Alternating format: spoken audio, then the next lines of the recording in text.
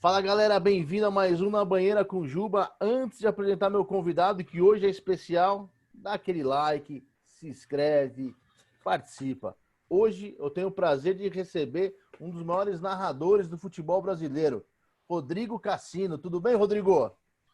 Grande Francisco, satisfação, amigos. Olha que honra estar aqui com vocês. Faz tempo, né, que eu recebi esse convite, mas essa vida atribulada, agora de empresário também, acabou me impedindo, né? Mas olha, tô honrado e vamos que vamos, tô à disposição.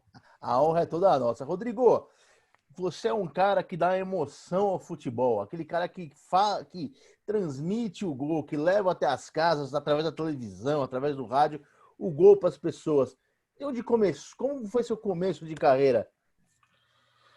Olha, cara, o meu começo de carreira foi como muitos narradores, né? Eu comecei jogando futebol de botão, uma paixão que eu tenho, eu sei que você também tem É, pô. essa paixão no futebol de botão. E o meu irmão, né, narrava os jogos na nossa casa lá em Interlagos, e eu comecei a narrar, só que eu comecei a levar a sério, né?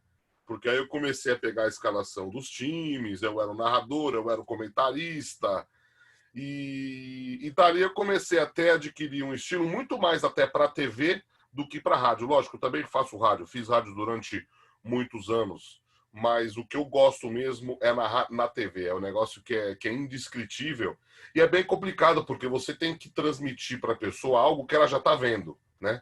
Ela está vendo a imagem, você tem que colocar a emoção em cima da imagem. Então é algo que parece que no momento que eu estou numa transmissão, parece que eu entro em transe, né? Parece que eu fico ali aquelas 2 horas e pouquinho num transe absoluto para passar essa emoção para a rapaziada. Interessante. Qual foi o seu primeiro jogo que você narrou? O primeiro jogo que eu narrei foi um jogo do River Plate contra a Universidade Católica. Foi no FX, né? Era um freela. Eu tava nervoso, barbaridade. Logo no começo do jogo teve um cruzamento. O Falcão Garcia cabeceou e trombou com o goleiro. O juiz não correu para o meio. E aí eu narrei aquele gol que achei que não tinha sido. E quando eu percebi, acabei narrando o gol. Foi aquele gol meio amarelo, igual a tua camisa aí, mas acabou saindo. Mas o nervosismo atrapalhou bastante. Aí depois deslanche e vai que vai, né? Você tocou num assunto importante. Pô, você narrou o gol meio amarelo. Você acha que o VAR hoje, principalmente no Brasil, deixou todos os gols meio amarelo? Ah, deixou, que você narra o gol na incerteza. Tem gol que é legal, que eu narro, como lógico, se fosse um gol sem VAR, mas tem gol que eu sei que é ilegal, que eu acabo narrando também, porque vai que por aquela linha azul pela linha vermelha, o cara do VAR dá o gol. Então, algo que eu coloquei para mim, agora todo gol eu narro, para não ter aquela história de depois que o juiz vai ver o VAR, você narrar o gol pelo replay.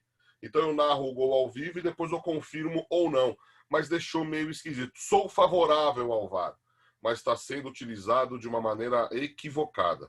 O VAR tinha que ser mais economizado pela arbitragem de campo e pela arbitragem extracampo. Eu acho que o árbitro de campo ainda tem que ter o poder. Ele tem que ir à beira do gramado e resolver a parada. Não receber algo por rádio e o cara falar, não, não foi. Eu acho errado isso aí. Eu também acho. Qual foi seu maior ídolo na narração? Ah, eu tenho alguns, né? Eu gosto muito do Galvão Bueno, acho o Galvão espetacular.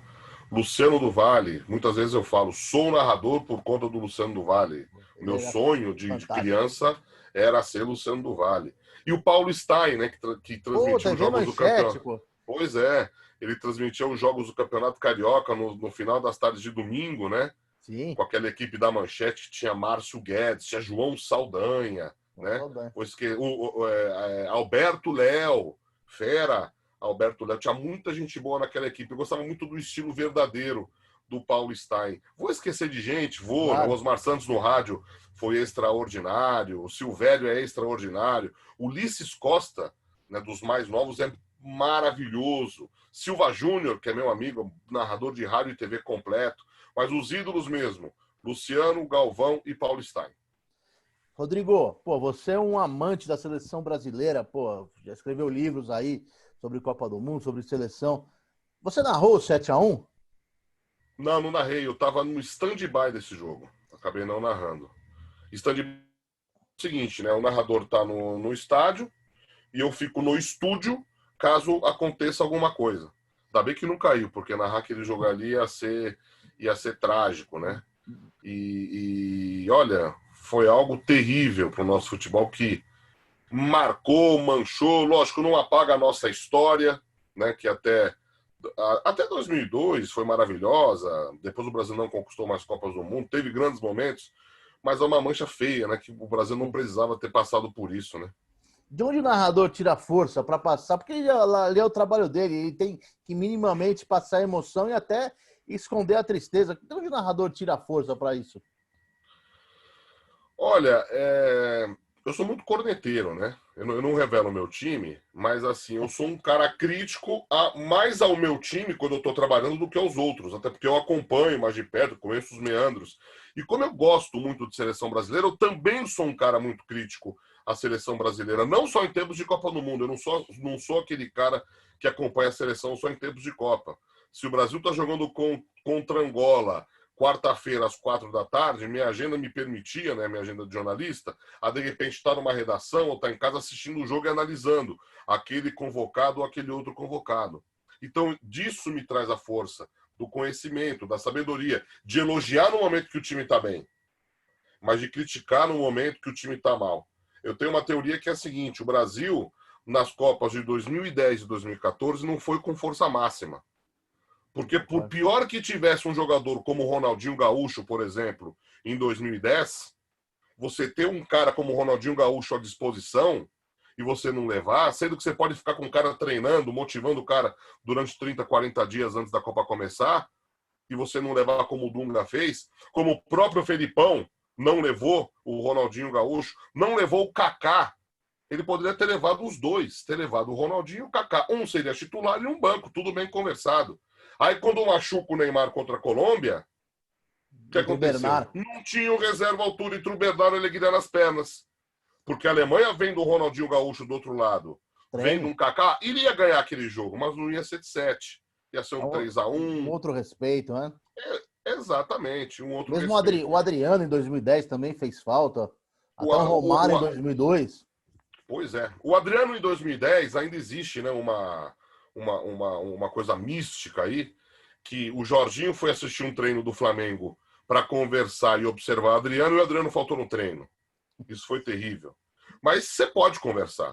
Tudo é conversado. Trancar o garoto 30 dias lá na Granja, motivando, igual você falou. Exato. Ou tem uma história, né, que o Brasil fez um jogo em Belo Horizonte, ainda no começo de 2014, e a reapresentação era 6 da tarde. O Ronaldinho Gaúcho se equivocou e se reapresentou às 6h30, e por isso o Filipão pegou birra. Tudo é conversado, ainda mais quando você tem craques, que hoje são raros em mãos. Por isso eu tenho essa teoria. Não é teoria, para mim é uma verdade. Principalmente em 2010 e 2014, o Brasil não foi com a força máxima por teimosia dos treinadores. E aí deu no que deu. Cassino, eu acho que o Brasil não vai com a força máxima nunca. Desde 86, quando o Tele cortou o Renato, aí o Leandro acabou abandonando. Perfeito. Passando por 90, que o João Paulo, o melhor jogador do futebol italiano, não foi para ir o Bismarck. Então, o futebol brasileiro não vai nunca. Acho que a seleção... Em 90, muita gente, né, fala, o Neto foi o grande injustiçado. O Neto foi injustiçado. Porque o Neto, na fase final do Carlos Alberto Silva, até o final de 1988, o Neto formava o meio-campo da seleção ao lado do Giovani, que era do Vasco, depois foi para a Itália, e daquele careca do Cruzeiro, que era o camisa 10 do time do Carlos Alberto Silva, que eu não gostava, inclusive, muito do estilo de jogo dele. O Neto estava se firmando na seleção brasileira, só que quando o Lazzaroni assume, o Lazzaroni esquece o Neto, não leva mais o Neto. Mas, repito, o Neto não foi o maior injustiçado na Copa de 90, porque o Neto começa a jogar aquela grandeza que ele jogou pelo Corinthians e que ajuda muito o Corinthians a ser campeão brasileiro no segundo semestre. Os grandes injustiçados daquela seleção foram Júlio César, que já estava no futebol francês, estava se transferindo para a Juventus da Itália, primeiro negro a jogar pela Juventus. E o João Paulo, que você citou, que foi o maior jogador estrangeiro daquelas temporadas, a temporada anterior, a temporada da Copa do Mundo, do futebol italiano, num campeonato que tinha como estrangeiros Gullit, Van Basten, Careca, Maradona, Rijkaard, Matthaus e outros grandes jogadores. E o João Paulo, aquele do Guarani, canhoto, habilidoso, o Lazzaroni acabou esquecendo. E o Júlio César Inclusive, ele era um dos melhores líberos da Europa e o Brasil começou a jogar no 3-5-2. Então, o que Exato. aumenta aí o absurdo. Uma vez eu trabalhei no aeroporto, atendi o José Silvério, eu trabalhava na livraria, e, pô, muito simpático, a gente bateu um papo e eu perguntei para ele, falei, Silvério, duas narrações suas me marcam. A do gol do César Sampaio contra o São Paulo e o pênalti do Marcelinho, que você deu uma secada. E ele olhou para mim e falou, sabe o que é, garoto? A gente torce para os amigos, a gente torce para gente de bem. Tem isso mesmo, Cassino? Tem. Lógico, é difícil torcer contra o time do coração. Mas quando jogam duas equipes, em que numa das equipes você tem cara do bem, caras do bem, tem caras que você conhece, que você sabe como é que tratam as pessoas, lógico, na hora da narração tem a imparcialidade. Mas lá no fundo, você tem aquela preferência. Poxa, hoje eu vou torcer para o Cruzeiro, porque no Cruzeiro tem lá o falecido Carlos Alberto Silva, por exemplo, um cara que eu era fã, né? Saudoso Carlos Alberto Silva.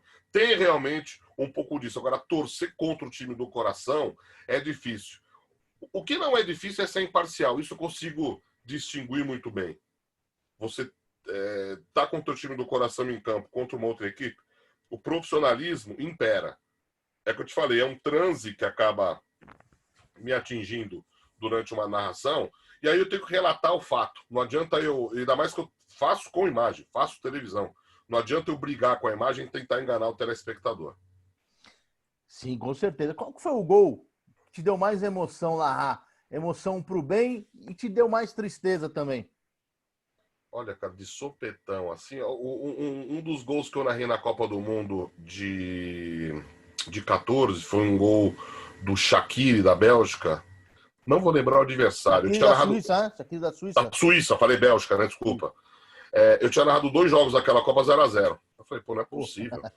que azar, hein, pô. E foi muito legal, a gente estava lá no IBC, né? No Rio de Janeiro, no Jacarepaguá. E quando eu narro o gol, eu escuto a redação gritar esse gol lá fora.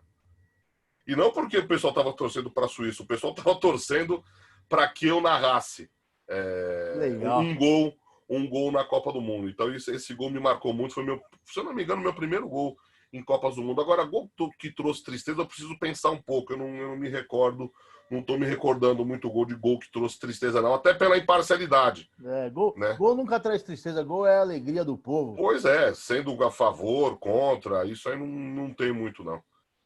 Maravilha. Rodrigo, para a gente encerrar, você está agora, fala um pouquinho da sua atividade como empresário, você entrou agora no ramo gastronômico, com a hamburgueria, aliás, muito boa, eu recomendo, provei, gostei, da melhor qualidade. Fala um pouquinho para os nossos espectadores aí.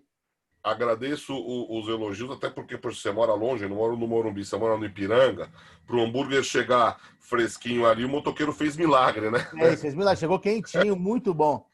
Que maravilha. Então, depois que eu tive meu contrato não renovado com o Fox Sports, eu fiquei sem atividade e eu abri aqui no Parque Arariba, que fica ao lado aqui da região do Morumbi, a Super Burger, né? Que é a nossa hamburgueria. Inclusive tem o nosso Instagram, @superburger 2021. E a gente está servindo aqui nesse período de lockdown, né? Fazendo o esquema de delivery. É só entrar no nosso WhatsApp e fazer o pedido. Só que a gente não pode, né, expandir muito essa história, até por conta da qualidade. Que eu falei, poxa, eu fiquei assustado quando você pediu, que eu falei sim pelo seu pedido, que eu não costumo enviar para mais longe. Eu tenho um raio aqui de 5, 6 quilômetros no máximo. E como você mora no Ipiranga, eu falei, poxa, eu vou mandar para o Francisco, que é um cara que manja de comida, o hambúrguer vai chegar frio, todo estatelado, ainda bem que chegou inteirinho. E a gente está nessa agora, lógico. Tenho feito os meus freelas, tenho feito alguns jogos pela TV WA, que é o canal 122 da NET, jogos do Campeonato Catarinense. Estou correndo atrás de trabalho para ter a hamburgueria como uma atividade paralela. Hoje, a hamburgueria é a minha atividade principal. E, cara, como eu adoro cozinhar, a gente está servindo massas e também hambúrgueres por lá. Coisa que eu domino, que eu sei fazer para os amigos, agora fazendo profissionalmente, lógico, é diferente, mas é algo que me dá muito prazer. Então a gente vai tentar, mesmo nessa crise, né, infindável aí, já estava ruim sem coronavírus, agora com coronavírus tá mais complicado ainda, mesmo com essa crise que parece não ter fim, é algo que está me dando muito prazer. Agora tem que começar a dar din-din também, né? Porque a gente tem que pagar as contas. Não, e além disso, assim, o futebol agora está um pouco desmistificado, saindo um pouco da platinada da Globo, né, indo para outros canais. A gente vê a Rede Record transmitindo o Campeonato Carioca, a Libertadores na TV Comebol, na TV no SBT, as próprias TVs dos clubes transmitindo. Então, em breve a gente vai ver o Cassino aí com o microfone alegrando e trazendo aquela alegria que só ele trazia. Cassino, muito obrigado aí pelo seu tempo, por bater esse papo com a gente, por falar de seleção brasileira, que, pô, eu tenho saudade daquela época que eu reunia a família inteira para ver um jogo de Copa. Isso aí eu tenho memórias da Copa de 86 ou de 90, que isso não sai da cabeça nunca, e isso o povo brasileiro perdeu. Mas a gente vai recuperar isso. Muito obrigado, viu, Cassino? Eu que agradeço, Francisco. Olha, eu escrevi um livro, né? Tá até aqui, facinho de pegar, sobre a Copa do Mundo de 1982, né? Mas você é da mesma idade que eu, praticamente. Eu nasci em 75, não sei que ano que você... 79. Então, vocês estamos no mesmo barco. E a minha primeira Copa do Mundo caiu o negócio, foi a Copa do Mundo de 86, que eu já tinha meus 11 anos de idade. E aí eu sofri com o pênalti perdido pelo Zico, com o corte do Renato Gaúcho. O Tele Santana não levou alguns jogadores que deveria levar. Levou o Marinho, cortou o Renato Gaúcho e o Marinho. O Nunes estava voando no Atlético Mineiro, por exemplo. Ele acabou não levando o Nunes. Mas algo que os treinadores acabam sempre fazendo. Eu sou apaixonado por seleção brasileira muito por causa do futebol de botão. Porque aqui na minha casa, na minha liga, né, que sou eu, meu irmão e um vizinho nosso, eu sou o presidente da CBF, sou técnico da seleção. Então, nas Copas do Mundo, eu sou a seleção. E eu convoco os caras e sou cornetado. Brincando aqui, eu tenho esse outro lado. Então, muito por isso, eu conheço muito e gosto muito de seleção brasileira. E o Tite não levar o Gerson para ser segundo volante da seleção, fazer o meio campo junto com o Casemiro, é dessas coisas que não dá para entender, né, cara? Essas coisas que a gente perde um pouco o tesão de ver a seleção do Brasil. Futebol de botão é uma paixão. Meu primeiro time, eu jogo federado pelo Círculo Militar, foi uma seleção brasileira que eu fiz o ataque Mário Tilico, Ezio e João Paulo, com o Neto de camisa 10. Nossa, que espetáculo. É muita velocidade com o Neto lançando, hein? É muito. Neto não precisa... Nossa, muito bom. Maravilha, Rodrigo. Obrigado. A gente volta semana que vem. Aquele abraço.